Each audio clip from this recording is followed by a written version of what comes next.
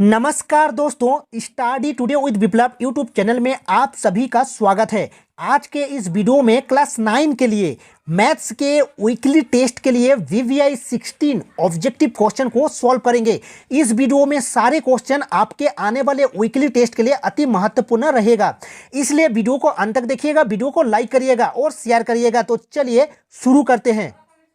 पहला question given है, निम्नलिखित में से कौन त्रिभुजों की सर्वांग समता कसौटी है। ऑप्शन है A S S, S S A, S A S. A का मतलब एंगल होता है, एस का मतलब साइड होता है, यानी कि कोण और भुजा होता है। तो इसका जो राइट आंसर होगा ऑप्शन डी होगा, यानी कि एस ए एस, यानी कि साइड एंगल साइड होता है। तो इसका राइट आंसर ऑप्शन डी होगा।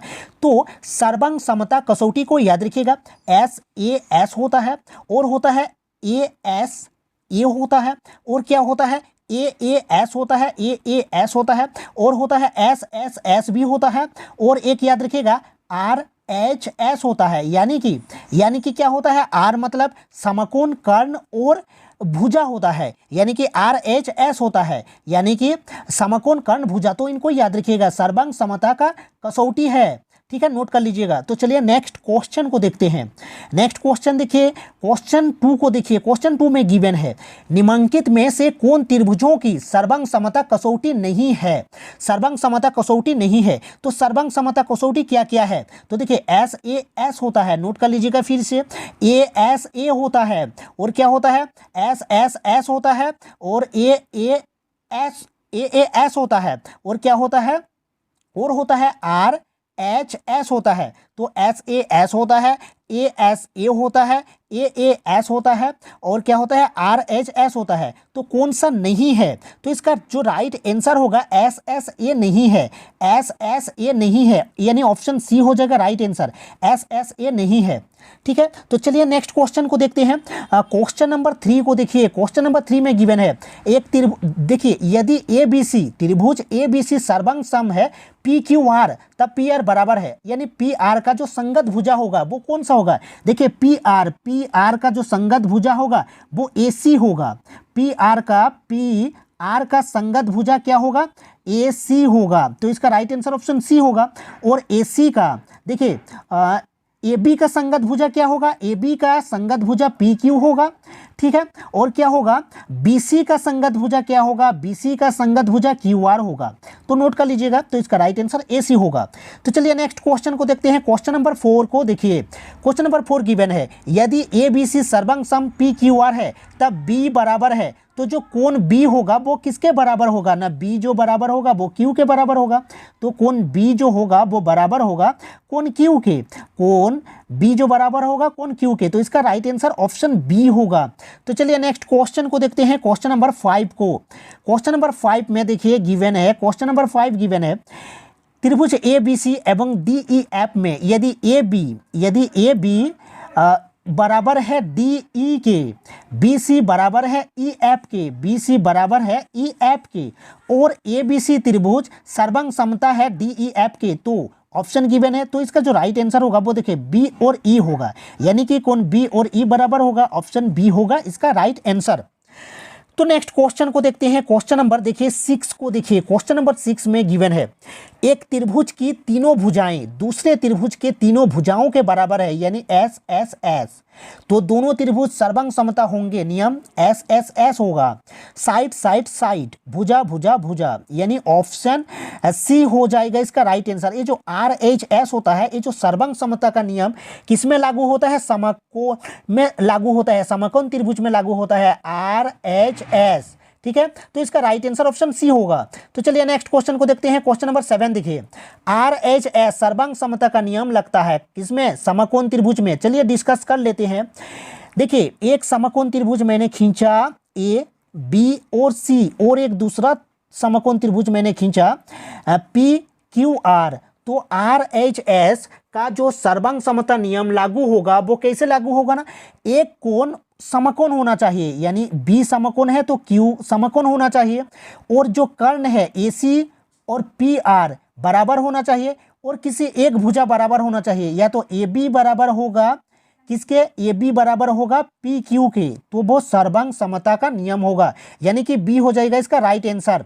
समकोण त्रिभुज में होता है आर RHS, इसका मतलब क्या होता है? RHS का मतलब होता है समकोण, कर्ण और भुजा। समकोण राइट एंगल, हाइपोटेनियस कर्ण और साइड भुजा, यानी कि RHS समकोण, कर्ण और भुजा।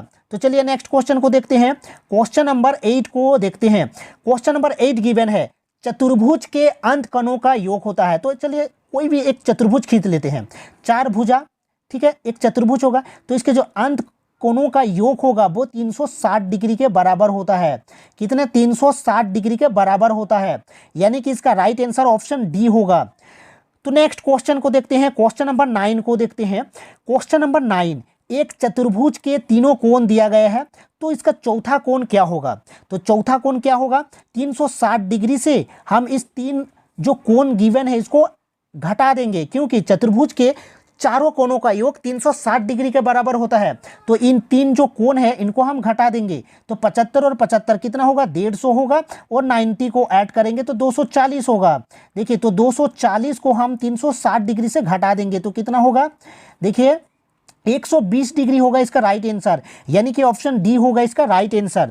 चलिए नेक्स्ट क्वेश्चन को देखते हैं। क्वेश्चन नंबर 10 को। क्वेश्चन नंबर 10 गिवन है, एक्स अक्ष का समीकरण है। एक्स अक्ष का समीकरण है, चलिए हम आलेख से समझते हैं इसको, एक खींचते हैं, ड्रॉ करते हैं। देखिए एक्स अक्ष, ये इसे वाई अक्ष कहा जाता है और इसे एक्स अक्ष कहा जाता है। एक्स अक्ष का समीकरण, यानी कि ये जो एक्स अक्ष है इसका समीकरण क्या होगा? देखिए वाई 0 होगा, वाई जो होगा वो 0 होगा, यानी कि मान लीजिए x 2 है तो 2 और 0, ठीक है, तो इसका राइट आंसर क्या हो जाएगा? एक्स अक्ष का समीकरण y 0 होता है, यानी कि ऑप्शन बी होगा इसका राइट आंसर।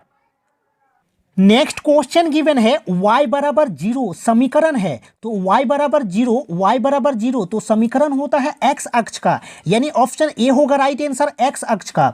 नेक्स्ट क्वेश्चन को देखिए, दो चर वाले रैखिक समीकरण के हल होते हैं, एक होता है 2 अनंत या संभव नहीं, इसका राइट आंसर अनंत होगा। दो चर वाले रैखिक समीकरण के हल होते हैं अनंत, ऑप्शन सी होगा राइट आंसर। नेक्स्ट देखिए 60 डिग्री का पूरा कोण है, 60 डिग्री का पूरा कोण क्या होगा? जैसे x प्लस वाई बराबर 90 डिग्री पूरा कोण, तो x का मान लीजिए 60 है तो y का मान कितना होगा? 90 माइनस 60 होगा, यानी कि 30 डिग्री होगा इसका राइट आंसर, यानी कि ऑप्शन ए होगा राइट आंसर, ठीक है। नेक्स्ट क्वेश्चन को देखते हैं। क्वेश्चन नंबर 14 को देखिए, 110 डिग्री का समपूरक कोण होगा, समपूरक कोण यानी कि x प्लस वाई बराबर कितना? 180 डिग्री। मान लीजिए x का मान गिवन है 110 डिग्री, तो y का मान कितना हो जाएगा? 180 डिग्री माइनस 110 डिग्री, यानी कि 70 डिग्री इसका राइट आंसर होगा, ऑप्शन सी होगा, ठीक है। नेक्स्ट क्वेश्चन को देखते हैं। क्वेश्चन नंबर 15 को देखिए, यूक्लिड का कथन कि सभी समकोण एक दूसरे के बराबर होते हैं निम्न रूप दिया गया है, ये क्या है? एक अभिधारणा है, ऑप्शन सी होगा राइट आंसर। चलिए नेक्स्ट क्वेश्चन को देखते हैं। अंतिम क्वेश्चन को देखिए, 180 डिग्री से अधिक लेकिन 360 डिग्री से कम, तो माप वाले कोण को क्या कहते हैं? प्रतिवर्ती कोण कहा जाता है। प्रतिवर्ती कोण क्या है ना? 180 डिग्री से अधिक, 180 डिग्री से अधिक परंतु 360 डिग्री से क्या होगा? कम होगा, तो इसे कहा जाता है प्रतिवर्ती कोण। और अधिक कोण क्या है? अधिक कोण क्या है ना? 90 डिग्री से अधिक, 90 डिग्री से अधिक होगा और 180 डिग्री से कम होगा, इसे कहा जाता है अधिक कोण। तो इसका राइट आंसर ऑप्शन बी होगा। आई होप आपको वीडियो अच्छा लगा है तो वीडियो को लाइक करिएगा। मिलते हैं नेक्स्ट वीडियो में। Thank you.